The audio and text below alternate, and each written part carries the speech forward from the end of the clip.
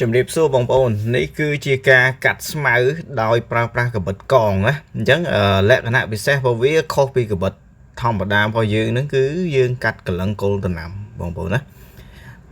កលឹងគល់ដំណាំបាទទៅយកទឹកឬកន្លែងកលុកកលៀតដែលយើងអត់ហ៊ានប្រើកាបិតធម្មតាទៅកាត់គៀកទេព្រោះយើងខ្លាចផ្លាត់ទៅវាកាត់វាត្រូវដំណាំឬវាដាច់ទៅយកទឹកអញ្ចឹងណាអញ្ចឹងយើងប្រើកាបិតកងនេះទោះបីជាយើងកាត់គៀកកាត់ទៅប៉ះក៏វាអត់ដាច់ដំណាំឬអត់ដាច់ទៅយកទឹកយើងដែរហើយលក្ខណៈពិសេសទី2របស់វានោះគឺវាមានកូនកាបិតខាងក្រោម2ណាបងប្អូនឃើញខ្ញុំច្អល់មិញហ្នឹងមានពណ៌ខៀវមានពណ៌សហ្នឹងបាទនៅខាងក្រោមវាមានកូនកាបិត2កូនកាបិតហ្នឹងតួនាទីរបស់វាគឺវាផ្ដាច់ទៅដល់ដីណាបាទវាសម្អាតទៅដល់ដីអញ្ចឹងលទ្ធផលដែលទទួលបានពីការកាត់កាបិតនេះហ្នឹងគឺស្មៅរបស់យើងវាដាច់ស្អាតដល់ឫសត្មងណាបាទដល់ដីត្មងហើយនឹង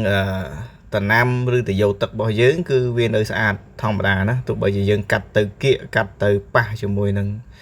តំណាំទៅប៉ះជាមួយនឹងទៅយកទឹកទៅជញ្ជាំងប៊ីតុងឬក៏របស់របរផ្សេងណាដែល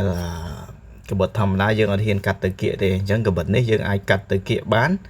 បាទស្អាតដល់កុលស្អាតដល់ជញ្ជាំងហើយក៏ស្អាតទៅដល់ដីបាទស្អាត